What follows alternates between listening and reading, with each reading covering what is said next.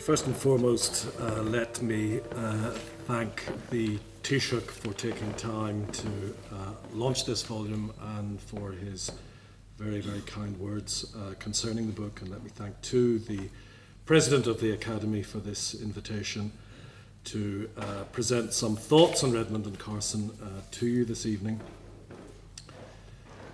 These men were the two greatest Irish parliamentarians of their generation.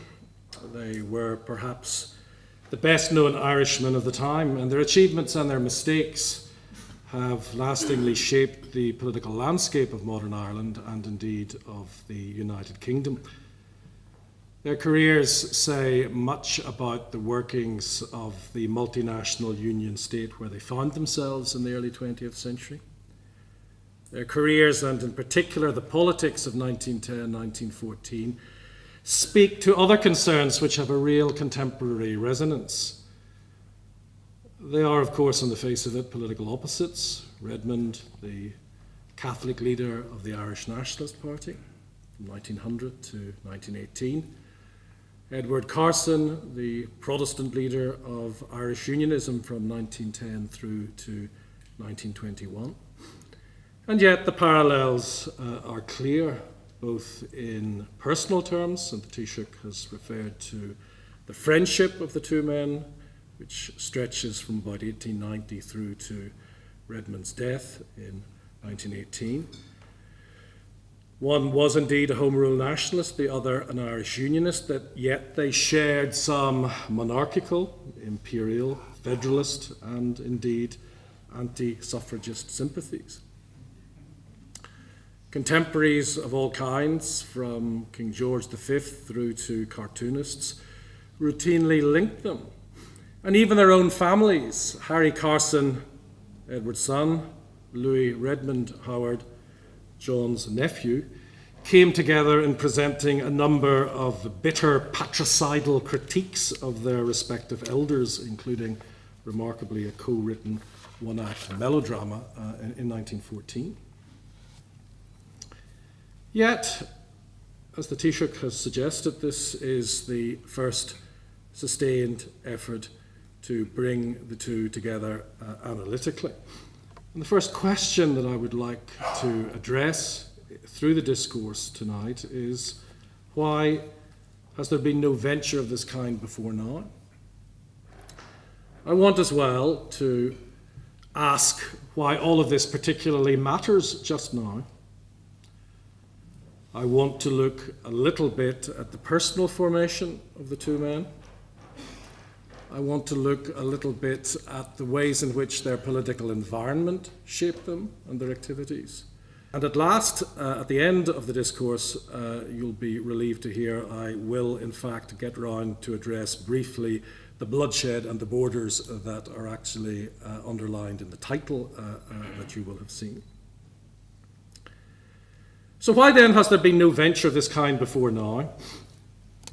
It's notable that where comparative biography of great political rivals is a commonplace elsewhere, think in terms of English historiography of the joint lives of Disraeli and Gladstone, more widely of the joint lives of Wellington and Napoleon, Hitler and Stalin.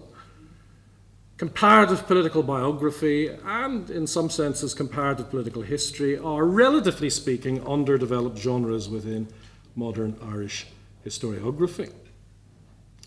And this is perhaps because, I'd suggest tentatively, perhaps because the kinds of connection which might be made, say, between constitutional nationalist and physical force separatist, or, as in this particular case, between nationalist and unionist, cut across still acute political sensitivities. It's also the case that the two lives have been separated out by the division of the island into two popular and opposing political narratives. Partitionist history, in my view, can be defined in all sorts of ways, but it's surely partly about dealing with Irish nationalists and unionists exclusively in their separate silos and ignoring common political environments, the cross-fertilization of ideas, and cross-communication, however fractious that cross-communication might be. Why does all of this particularly matter just now? Well, of course, we're thinking today about the centenary of Redmond's death. We're thinking more widely about the decade of centenaries. But the politics of the Third Home Rule era and the careers of Redmond and Carson and the contexts to their activity have much contemporary resonance for both Ireland and Britain. This period of Home Rule, so dominated by these two men, was one of unusually intense and concentrated political passion, and not just for Ireland, but for the neighbouring state as well. And it serves as a reminder that while the stability of the United Kingdom is often taken for granted, there has in fact been a history of threatened conflagration and near meltdown. It seems to me that the tone and content of political discourse in 1914 bear some resemblance to that prevailing now in Britain in the aftermath of the referenda on Scottish independence and upon Brexit. The period was one of intense and bitter passions, especially for Edward Carson's Conservative allies, split as they were over Britain's trading relationship with the wider world, and in particular over the issue of free trade. And in seeking to make Britain great again, Mrs. May has turned to the DUP. In seeking to make Edwardian Britain great again, the Conservatives in 1912-14 turned to Irish Unionists like Carson with a dangerous passion. But the era not only defined issues and problems of lasting importance, it also threw up projected solutions which remain in play. There were different hard and soft versions of what constituted partition in this era. The partition envisioned in 1914 is very different from that ultimately enacted.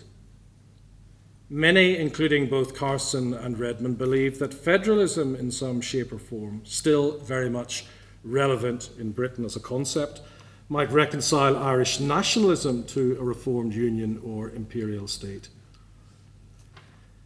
And more generally, for some influential 21st century Scots, such as Alex Salmond, the struggle of Irish nationalists for home rule and independence has been a frequently cited inspiration. Taoiseach has referred to portraits.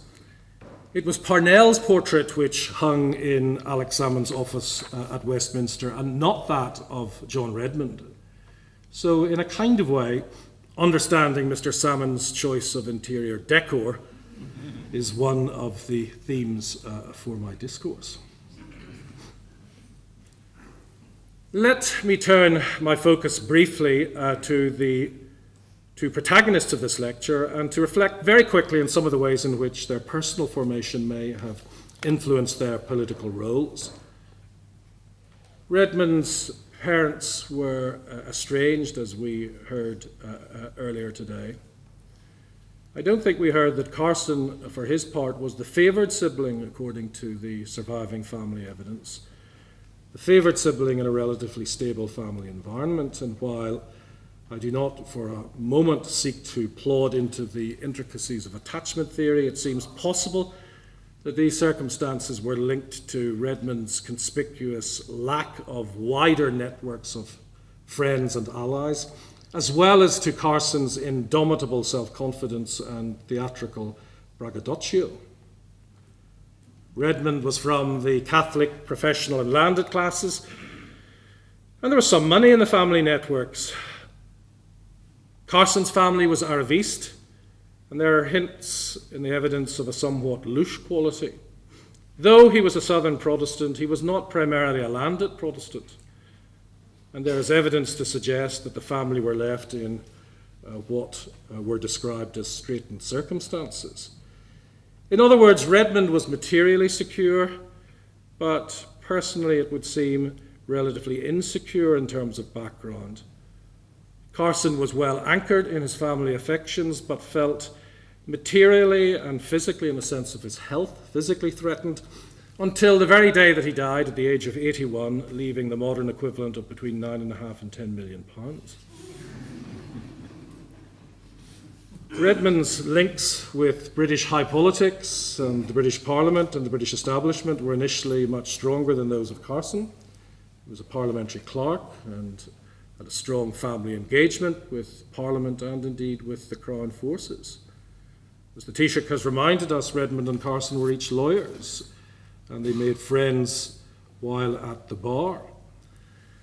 Carson can ultimately be defined by his social and professional role as a lawyer in ways which don't really apply to Redmond. Carson's success in the law courts generated leverage within a parliament which was increasingly professional in makeup and values, and even with his enemies, men like Asquith and Healy, both of whom were admiring. Indeed, Carson's legal career was reaching its peak at precisely the moment that Home Rule was returning to centre stage in 1910, 1911. It's at precisely this moment that Carson is defending George Archer Shee, the Winslow boy. Recent history weighed with each of the two men in terms of their outlook and strategies. Part of the difficulty with Redmond was the extent to which the legacy both of Parnell and of the split weighed down upon him. And this, I think, illuminates his own restless concern for unity. But in some ways, Redmond was loyal to the letter, but not necessarily to the spirit of Parnellism. Carson, who was quite often compared by contemporaries to Parnell, was clearly influenced by a particular historical reading of successive British governments' willingness to respond to Irish political mobilisation. And finally, as the Taoiseach has said, each of them was a compromise leader, and each of them was circumscribed by this. Each of them was in some ways marginal to the central concerns of the parties that they ended up leading. Redmond as a Parnellite in a largely anti-Parnellite United Party, Carson as a Southern Unionist in a largely Northern Unionist movement. The resulting limits on Redmond's freedom of manoeuvre are very well known, but there was also a considerable distance between Carson's public certainties and his much more circumspect private behaviour behind the scenes in 1910, 1914. So each of these men works with a particular set of personal legacies, but each also works within and is defined by a particular type of political environment. And I want to think for a moment about what the two careers say about the cultures of the Union state of the 19th and early 20th centuries. Those Union states, like the United Kingdom, which emerged in the late 18th and early 19th centuries, were created often in similar circumstances against the backdrop of European warfare, and they shared some common characteristics. This is not the place to speak at length about the conceptualization of union, but let me make a couple of fundamental observations. The United Kingdom, like other United Kingdoms, was of course an asymmetrical union with one overwhelmingly predominant partner, to use the provocative language of Lord Rosebery, and several, like Ireland and Scotland, much smaller partners. It was also an imperfect or an incomplete union insofar as distinctively Scottish or Irish institutions remained long after the unions of 1707 and 1801. We mentioned empire in the course of the day. Empire was conceptually relevant to these union states insofar as they were not only often connected to overseas colonization, but were sometimes founded upon forms of internal colonialism. The types of governance which they sustained and the kinds of political culture which they sustained as well also overlapped with empire. In the Irish case, there was a viceroy, favoured social and political classes through whom government was sustained, complex or hybrid political cultures which were often pooled between the metropolitan power as well as local or national traditions. Partition was also an imperial stratagem, as again the Taoiseach has broached. As Theo Hoppen, that great Irish historian and member of this Academy, has recently reminded us all, The politics of the Westminster elite through much of the period of Union were characterised often by a relative ignorance of Ireland and of the Union, and by a relative lack of any lastingly coherent vision of Union. And this expressed itself in cyclical shifts between integrationist approaches to the government of Ireland and exceptionalist or even devolutionist approaches such as those embraced ultimately by Gladstone. Irish politicians, nationalist or unionist, fought for attention and then fought to educate or inform British ministers and party leaders. And the corollary of all of this was the deepening of political division within Ireland itself, since competing parties tended to look for external support and validation rather than internal reconciliation. But there's little of this pathology, I think, that was absolutely unique to Britain and Ireland. Early 20th century Austrian politics have been described by the Habsburg historian Stephen Beller as an ever more, in his words, an ever more vertical hierarchical system where the parties bargained with the government rather than with each other, the aim of the game being to put one over on your opponent rather than to come to a compromise with them. And this arguably is the system in place in Ireland.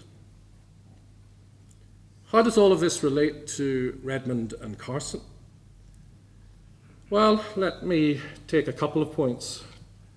The two men had indeed a low-key but persistent friendship from about 1890. But there's a striking absence in their political relationship. There's little to suggest that despite all of the ties that we've been mentioning, that they had much direct negotiation with each other, particularly when their British allies were not present. Each of them looked primarily to British parties to represent their cause. And for each, this carried, I think, an ongoing risk of dependency or clientelism, if you like, which in the past was only offset by highly competent personalities such as O'Connell and Parnell. There were, as we'll see, also clear distinctions between the ways in which Carson navigated the politics of the Union, Parliament and government and Redmond's ways. Now, Carson has a number of critical advantages. British Toryism relied upon the Union as a unifying mechanism since the party was otherwise still wrangling over tariff reform and free trade and over its leadership in 1910-1911. Plus, the Conservatives' embroilment in Ulster obscures the fact that Carson had partly liberated himself from Westminster politics through the popular political mobilisation which occurred in the North after 1911-1912. One of the central ironies of the period is that the strength of Redmondite nationalism hinged largely upon its position in the British Parliament, while that of unionism, in terms of this popular mobilisation, now lay in Ireland itself. Redmond's essential difficulty was that he was coping with a still fragile constitutional nationalist tradition and seeking to collaborate with a broadly united liberalism, which, again, as we've heard in the course of the day, was sympathetic towards but not absolutely passionate about Home Rule. Moreover, it was a liberalism which believed that, as Asquith specifically said in 1913, the nationalists without the support of the Liberal Party are powerless. Redmond's relative weakness is expressed in a number of ways, I believe. It's expressed in terms either of lack of communication from Liberal ministers, what one might describe as debilitating partial affirmation, that is to say, communication, then long silence or neglect, or broken promises. This was particularly evident in February, March 1914 and in June, July of 1916. Redmond's relative weakness is also directly expressed in terms of discourse. His vocabulary and his pitch in dealing with ministers were often, well, they often seemed like that of a supplicant. He frequently deployed the language of requesting fair play. A characteristic motif of his correspondence was anxious petitioning, a characteristic tone, on the other hand, was offended gentility. And even Redmond himself recorded on occasion that he felt, and I'm quoting here, really humiliated in having to run after British ministers in the way that I have done. And all this was not a feature of Parnell's communication, nor for that matter of Edward Carson's. And turning finally to wider contexts, much analysis of the survival or demise of union states or of multinational empires of the 19th century stresses the role of overarching institutions like monarchy and its associated institutions like the army as critical binding agents and as engines of a kind of supranational state identity. Oskar Jaszi, the Hungarian-born sociologist of the Austro-Hungarian Empire, writing in the 1920s and looking back at the demise of the dual monarchy, stressed the role of the Habsburgs as a key, as he described it, centripetal force. And more contemporary work by Peter Judson of the European University and others has done likewise. Work on the Bernadotte monarchy in the United Kingdoms of Sweden, Norway, points to a similar set of unifying functions. Now, both Redmond and Carson were primarily Irish in terms of their identity. Indeed, Carson was frequently accused of stage Irishness. But each also acknowledged a supranational set of imperial and monarchical loyalties. Redmond's monarchism and imperialism and commitment to the British war effort are generally seen unflatteringly when set beside a purist republican separatism. There's a case for understanding him partly by looking back to the O'Connellite tradition of nationalist loyalty, if you like. There's also a case, I think, for seeing him by looking sideways, or contextualizing him by looking sideways, looking to a wider European phenomenon of nationality and state loyalty brokered through the agency of the Crown and its attendant institutions. Redmond's and Carson's characteristic was that they perhaps reflected the hybridity of Irish political culture under the Union. The Janus faced looking to supranational state or imperial as well as national themes, and indeed work on identity in other multinational Union states conventionally emphasizes the contingency and the negotiability of identity as well as its linkages and layers. Let me turn briefly to the issue of bloodshed and political violence. Violence, real or threatened, was a common feature of Europe's United Kingdoms of the 19th century, unsurprising since these supranational unions were being constructed at precisely the moment of mounting national sentiment. And each of the two careers poses questions about how essentially constitutional politicians operate in societies where there are strong cultures either celebrating or practicing violent political resistance. Let me pose two or three questions just within this broad theme. Why does Redmond shift to a greater militancy in 1913, 1914? He does so firstly, of course, as a response to Carsonite mobilisation in the north of Ireland. But the question also has to be grasped in terms of his own long-standing relationship with physical force nationalism. He had a strong sense of the history of national insurgency. He was at the forefront of the centenary commemoration of the 98 Rising, as again I think we heard earlier today. He built links with Fenians and Fenianism in the 1890s. The issue was never that his relationship with the militants was absent. Moreover, he does not absolutely oppose political violence in principle. He sees conditions in which the Irish might legitimately resort to arms. And there are overlaps here with, I think, wider Catholic teaching on the issue of, or on the notion of, the just war. One aspect of his reasoning certainly related to the overwhelming strength of British firepower, the impracticality of any Irish assault, and the inevitability, therefore, of bloody Irish defeat. But this leads us, I think, to ask why Redmond was so unimpressed by unionist militancy in 1912-1914. And I'd suggest that this was essentially because he believed that he understood and shared their strategic calculations. In 1908, he wrote that there are friends of ours who say that any violent action in Ireland will alienate support here in Britain, but the sounder view is that you've got, in some way or another, once more to impress the English mind that the Irish question is an urgent one. In Redmond's view, Carson's militants were bluffing because, like him, they understood that tackling the military might of the British Empire would produce a bloodbath. But he also knew that they were bluffing because he saw that they, like Irish nationalists, were primarily seeking to impress the English mind. Why then does Carson shift to militancy in this period?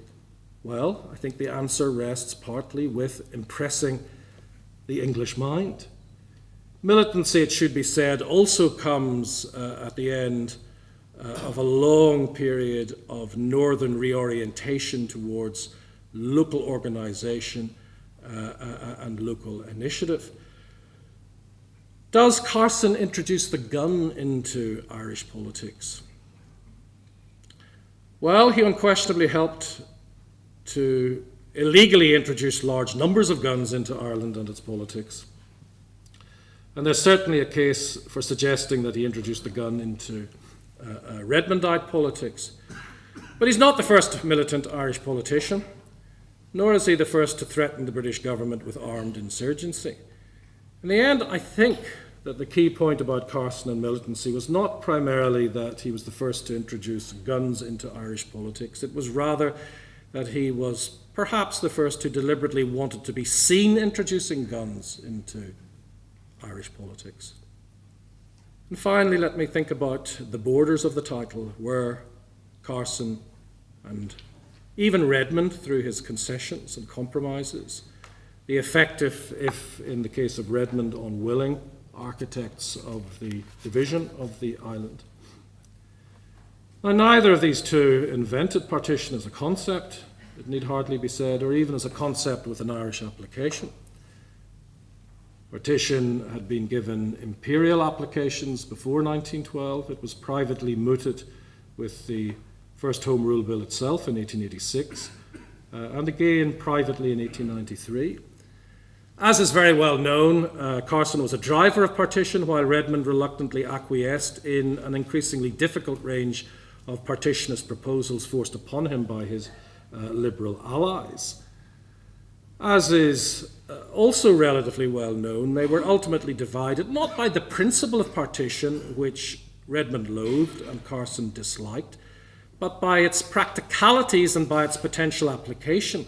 Carson sought ultimately the indefinite exclusion of the 6 counties, while by 1916 Redmond was prepared to countenance a term limited or otherwise clearly temporary exclusion.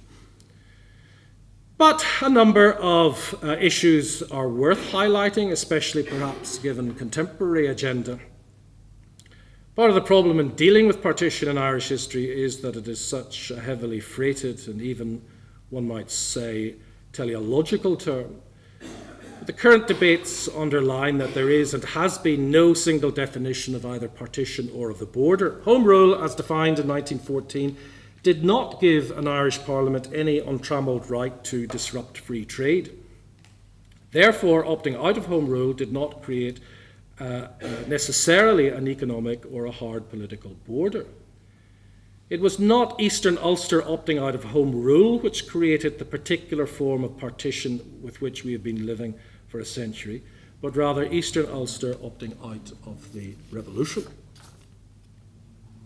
In some ways, in fact, partition was an example of the law of unintended consequences in politics. For Carson, partition was, if you like, a tactic which became a compromise, which was ultimately reimagined as a fundamental goal. The unity of Ireland was pragmatically replaced in 1914-16 by the idea of a soft border, and then almost accidentally in the early 1920s by a hard border. Carson began as an All-Ireland Unionist who specifically and directly rejected partition in 1893, who long knew that the concentrated industrial wealth and unionism of the Northeast posed a problem for Liberal Home Rulers. But only from about the autumn of 1913 onwards does he look to partition as a meaningful compromise position in his terms. And only from 1920 does he publicly and retrospectively define partition as the immutable objective of his movement. For Redmond, partition, of course, was an anathema and remains so. He and Dillon, as again we've heard today, had a particularly well-organised northern support base through Joseph Devlin. And party and national unity were fundamental to his vision of politics in the wake of the Parnell split. Indeed, one of the central planks in the posthumous defence case for Redmond, mounted by Dillon, which I think we were reviewing in one of the earlier sessions, was that he had fought partition, Redmond had fought partition tooth and nail, and he had left Ireland united at the time of his death in 1918. And indeed, while Redmond and Carson were famously opposed on the national question, they both tentatively explored, as many still do, the notion of federalism as a means of bridging their respective political positions. For Carson, federalism was a means of creating an Irish Parliament within the overall context of a reformed union government of the United Kingdom. For Redmond, federalism was a means of redefining the government of the empire. Federalism might also work, for Redmond, within an Irish environment, allowing the North to enjoy a distinctive status, but within an all-Ireland rather than a British context. And here again, Redmond, I think, was simultaneously looking forward to later thought on the shape, the potential shape of an all-Ireland state, but he may have been simultaneously looking back to the precedents of other European union states or multinational states like Austria, Hungary, and on the home rule relationships within the dual monarchy. In short, federalism, whether in 1914 or now, offered a common vocabulary and the glistening hope of bipartisanship, but it also perhaps masked conceptually very different approaches and goals then as now. And linked with this, Redmond and Carson each looked beyond national borders to wider supranational and, in the case of Redmond, diasporic concerns. Redmond sought to balance the power of London using the devices of the empire and of the Irish diaspora.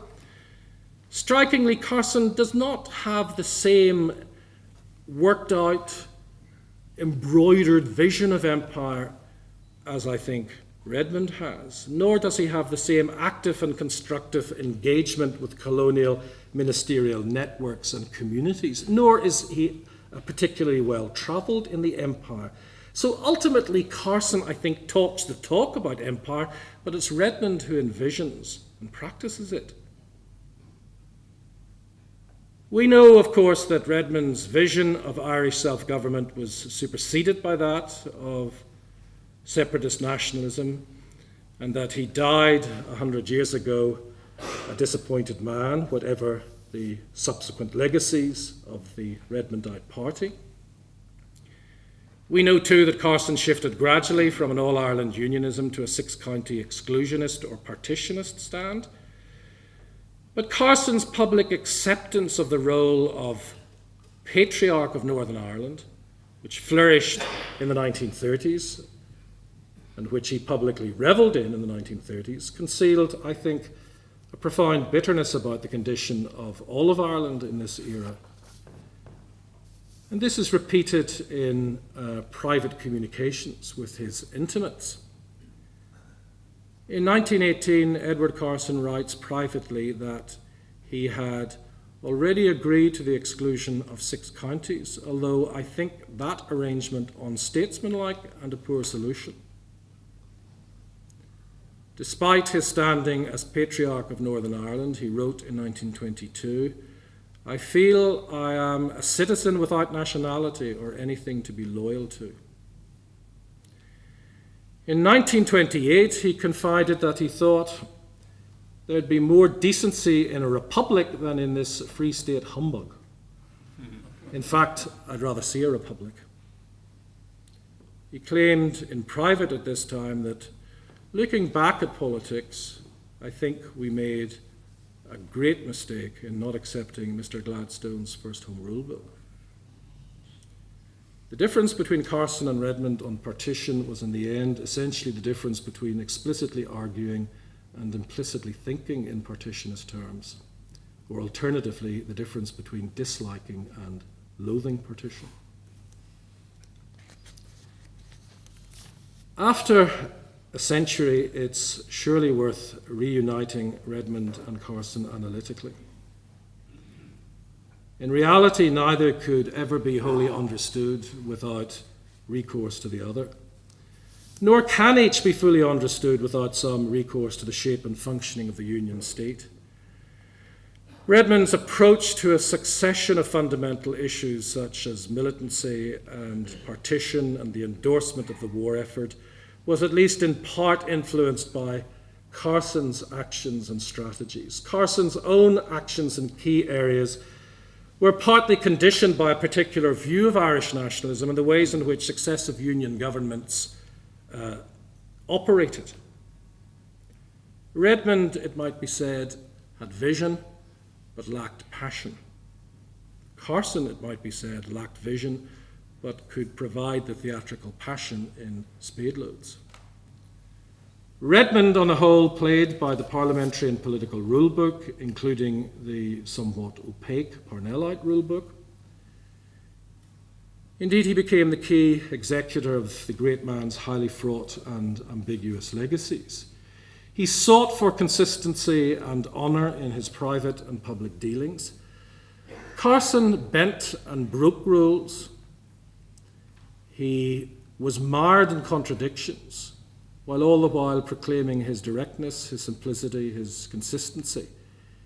He was at times the lawless lawyer, the disloyal loyalist, the all-Ireland partitionist. He bequeathed complex legacies to his compatriots in the north, including legacies of dangerous brinkmanship. He simultaneously embraced and owned his standing as a state builder in Northern Ireland, while privately complaining at length about the new dispensations of the 1920s. Ireland for long has been a land of secret histories where the reality of political experience has sometimes been buried and quite often, it seems, kept far apart from the ideal. The ideal has been a treasured vision of pristine political struggle. The reality has often involved day-to-day compromises with power, ambiguous family heritages, and daily and understandable, if not very glamorous, struggles for survival and betterment. Edward Carson lived long enough to rewrite his own history and thereby to mask the inevitable shifts and failures in his political life. He lived long enough to impose a form of consistency on a long and inconsistent career whose central themes were simultaneously the law and the breaking of the law. It was perhaps John Redmond's tragedy that he all too clearly embodied compromise, ambiguity, and struggle. But at the same time, these complexities also, in my view, reflected the reality of much individual and collective Irish historical experience. And herein, it seems to me, lie both John Redmond's authenticity and his importance for us all today.